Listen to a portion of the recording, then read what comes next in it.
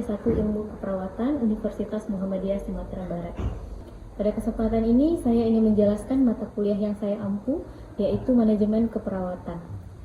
Manajemen Keperawatan merupakan mata kuliah wajib prodi keperawatan dengan besaran SKS sebanyak 4 SKS dengan rincian 3 SKS secara teori dan 1 SKS secara praktikum. Deskripsi mata kuliah ini adalah mempelajari bagaimana mengelola sekelompok perawat dengan menggunakan manajemen keperawatan dalam memberikan asuhan keperawatan di rumah sakit. Adapun capaian pembelajaran mata kuliah ini, yang pertama, mahasiswa mampu membedakan berbagai tipe kepemimpinan manajemen keperawatan. Yang kedua, mahasiswa mampu memahami konsep manajemen keperawatan. Yang ketiga, mahasiswa mampu menyusun perencanaan keperawatan. Yang keempat, mahasiswa mampu melakukan kegiatan pengorganisasian. Yang kelima, mahasiswa mampu menyusun perencanaan kebutuhan ketenagaan keperawatan.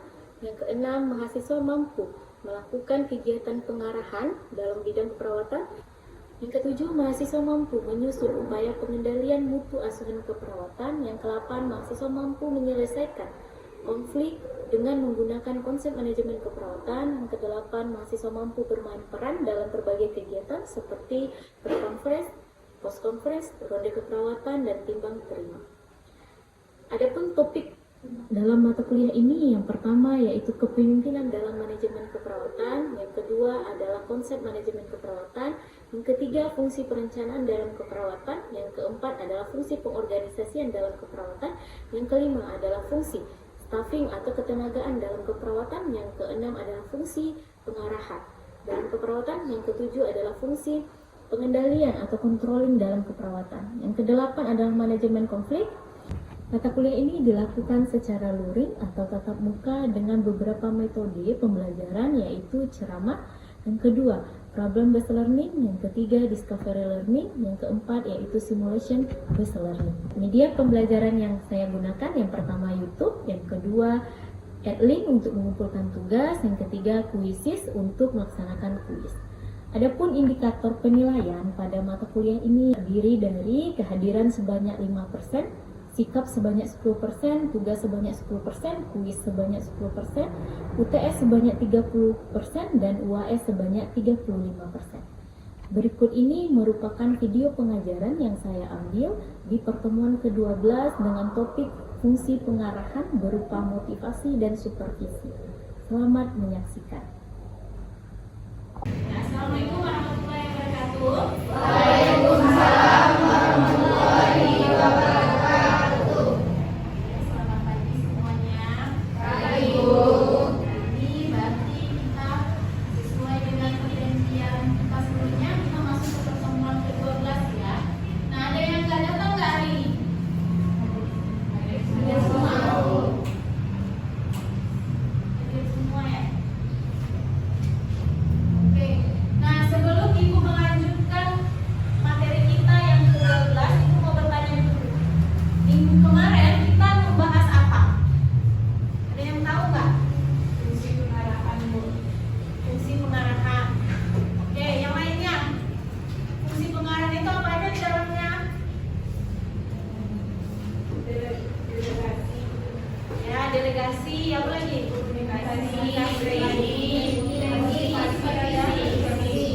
Oke, dari 5 itu hari ini di pertemuan ke-12 kita bahas terkait tentang motivasi dan supervisi. Nah, kalau kita bicara terkait dengan motivasi dan supervisi, apa yang terlintas di pikiran mahasiswa semuanya? Kalau motivasi apa? Dorongan, semangat. Kalau supervisi? Pengawasan. Apa lagi?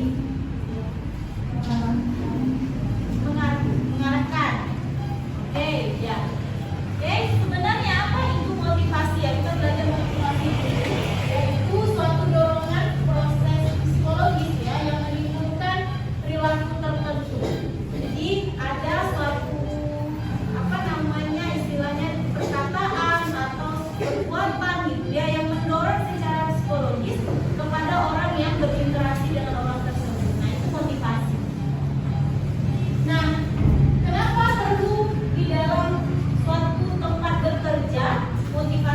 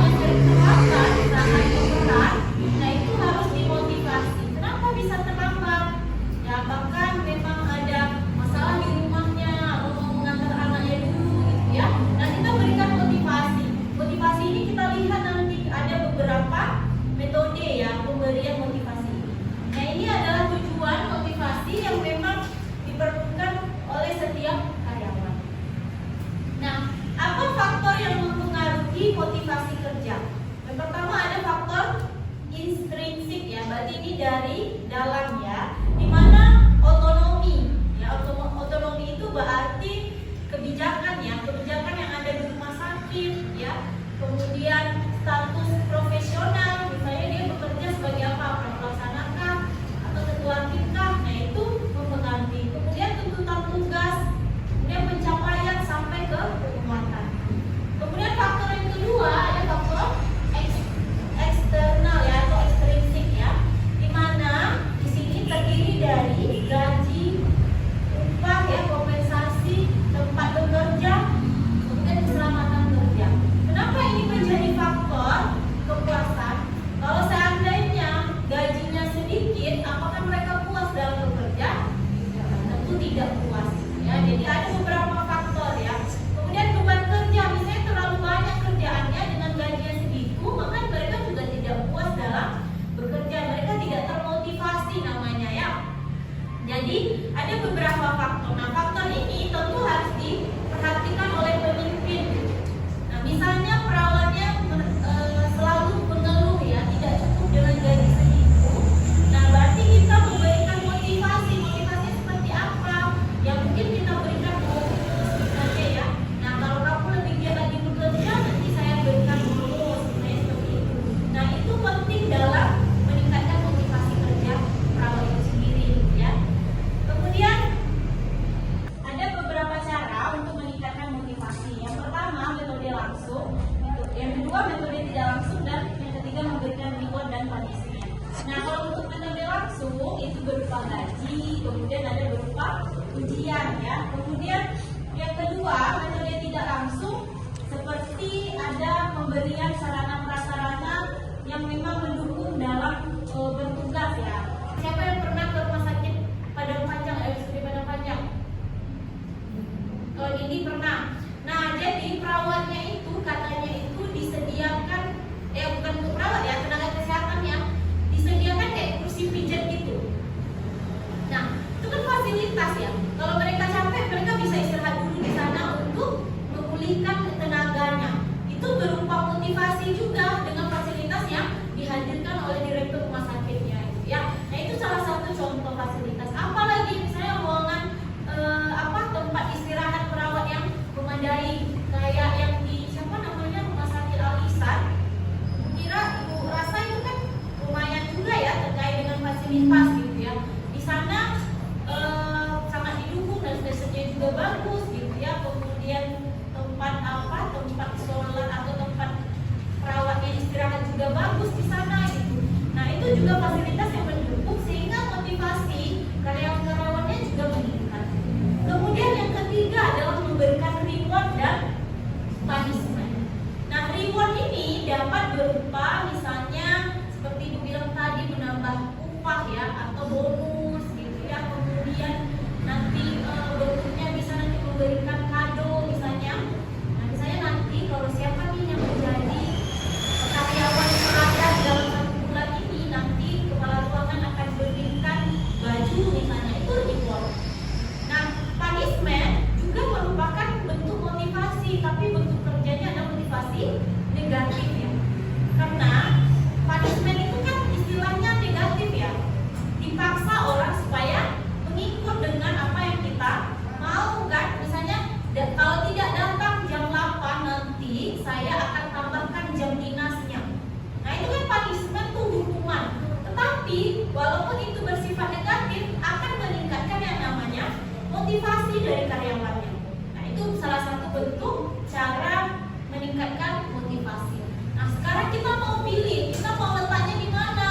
Ya, perawat kita bagusnya apakah dipuji baru meningkat motivasinya, ataukah mereka akan diberikan punishment dulu baru meningkat? Nah, kalau Ibu lihat, kalau mahasiswa S1 keperawatan diberikan punishment dulu baru meningkat keaktifannya. Benar nggak? Misalnya ikut seminar-seminar, kalau juga ada punishment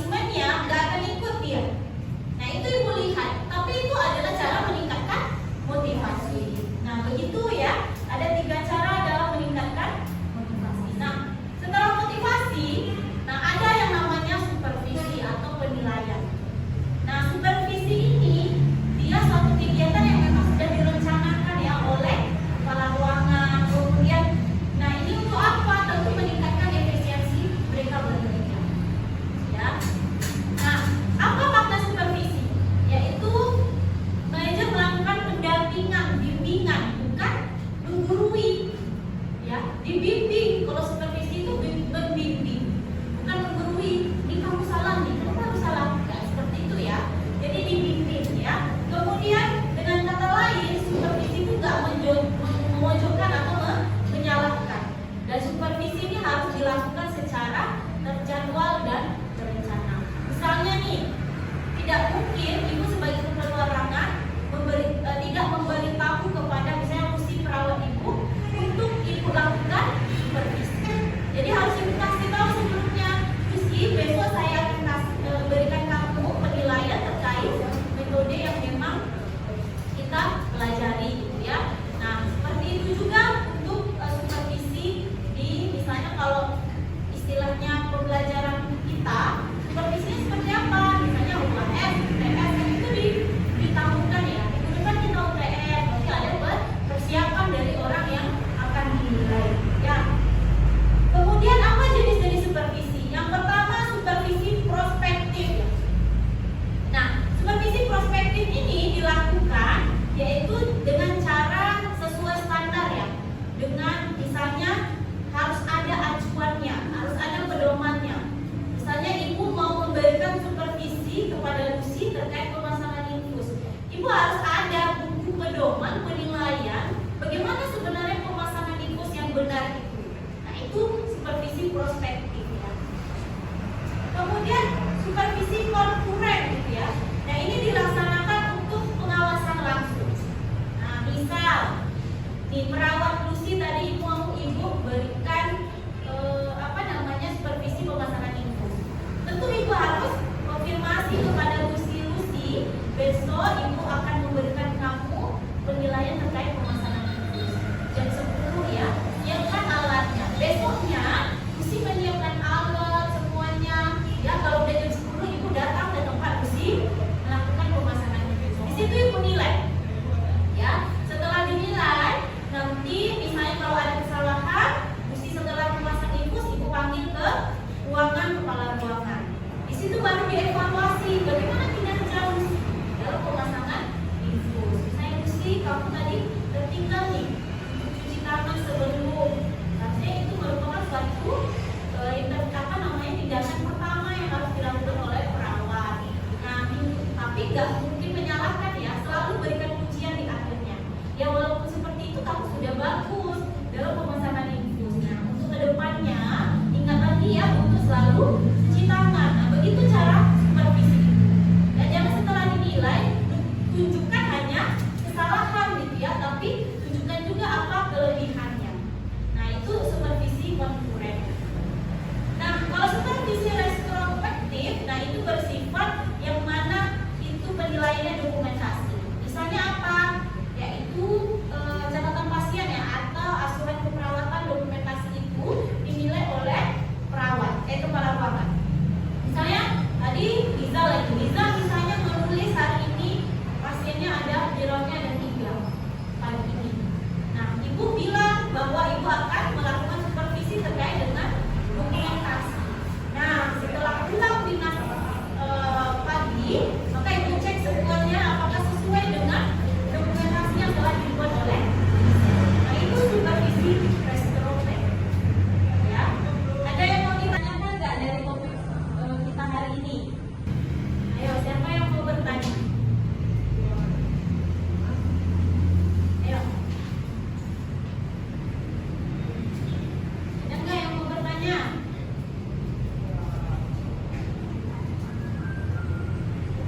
Ayo. Apakah sudah paham semuanya terkait supervisi dan motivasi? Oke, silakan tadi. Perkenalkan saya Fiza Desari. Tadi izin bertanya Bu, bagaimana jika ada suatu rumah sakit yang sudah menerapkan motivasi kerja tetapi masih ada beberapa perawat yang bekerja dengan tidak efektif Bu, bagaimana mengatasi hal tersebut? Terima kasih Bu. Oke, pertanyaan tadi, bagaimana misalnya rumah sakit sudah menerapkan yang namanya motivasi kerja, tapi perawatnya masih bekerja yang memang tidak sesuai lah gitu ya. Nah, apa yang harus dilakukan? Yang pertama, evaluasi dulu motivasinya dalam bentuk apa. Apa yang sudah dilakukan? Misalnya rumah sakit sudah menerapkan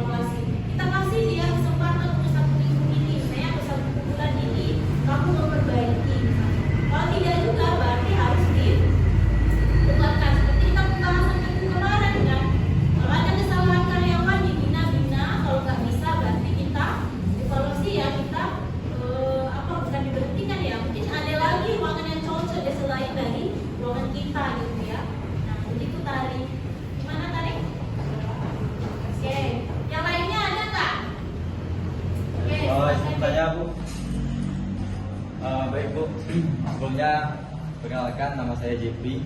Di sini Jeffrey izin bertanya Bu mengenai materi yang disampaikan oleh Ibu tadi, yaitu cara meningkatkan motivasi dari 3 cara. Pertama itu ada metode langsung, lalu juga ada metode tidak langsung, dan yang ketiga itu ada memberikan reward. Nah, di bagian memberikan reward ini itu kan dikatakan bahwa diberikan reward kepada seorang perawat agar dia bisa bekerja dengan optimal, Bu. Nah, jadi menurut saya itu agak sedikit dampak buruk Bu, bagi rumah sakit, karena kalau kita pikir-pikir mau dikasih dulu reward baru dia bisa bekerja dengan baik.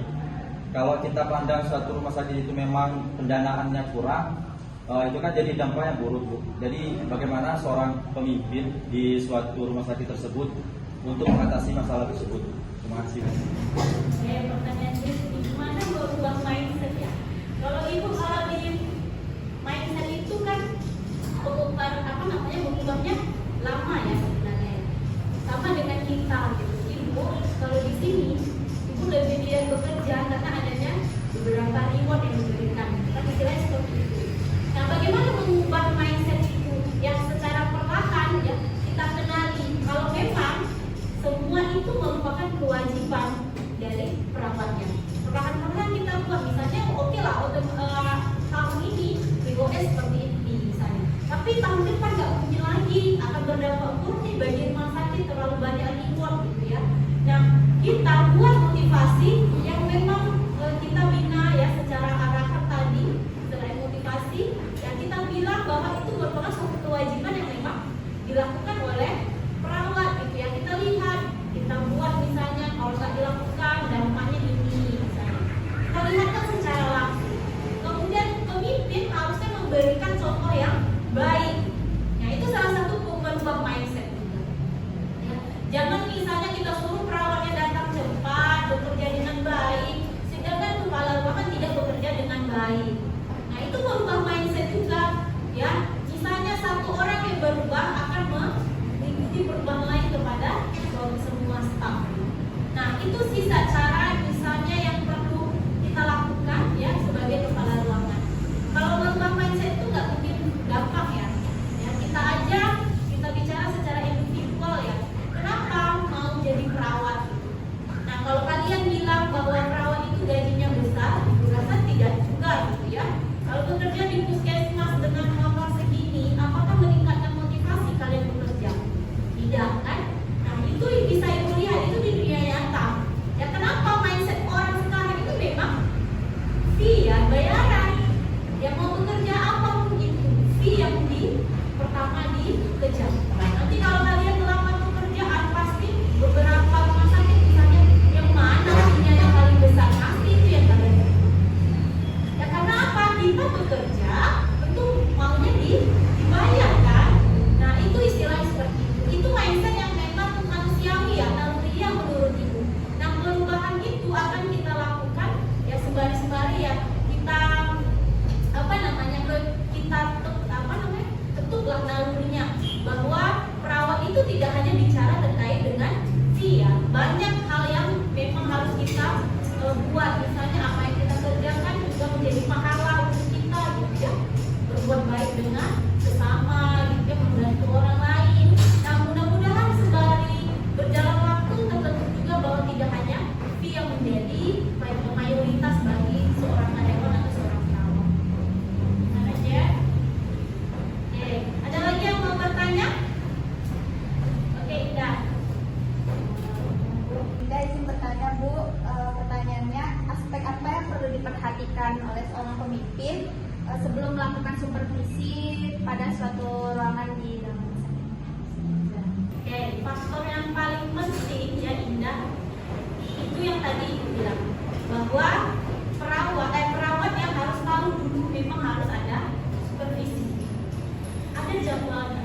Jadi tugas kepala ruangan itu setiap bulannya membuat jadwal supervisi. Nah, kalau Ibu lihat di beberapa rumah sakit ini yang nggak ada.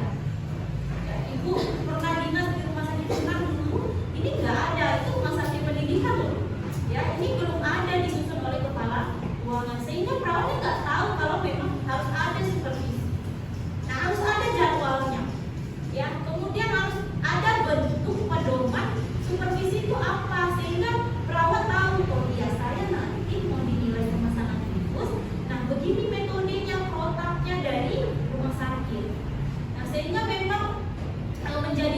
pribadi yang mau dinilai gitu.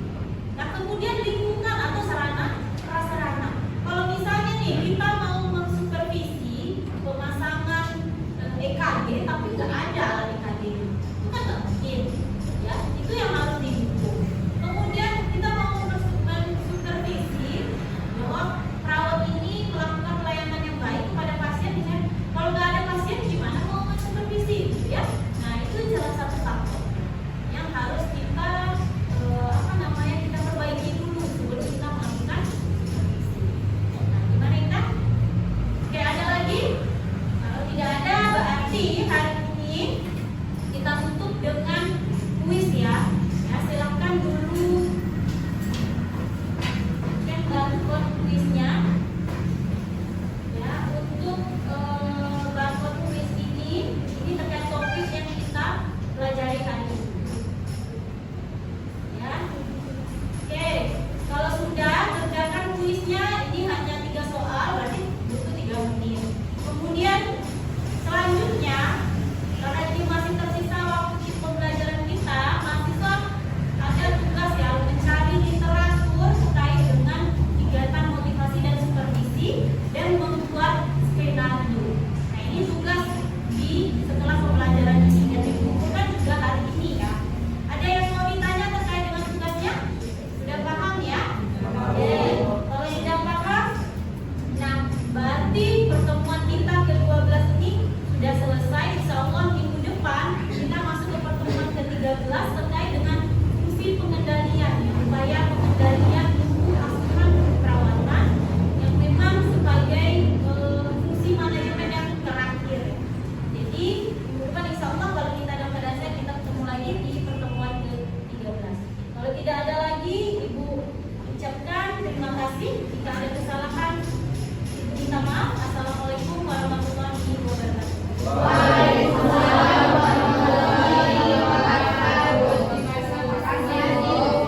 Demikianlah video deskripsi singkat dan pengajaran dari mata kuliah manajemen keperawatan. Terima kasih. Assalamualaikum warahmatullahi wabarakatuh.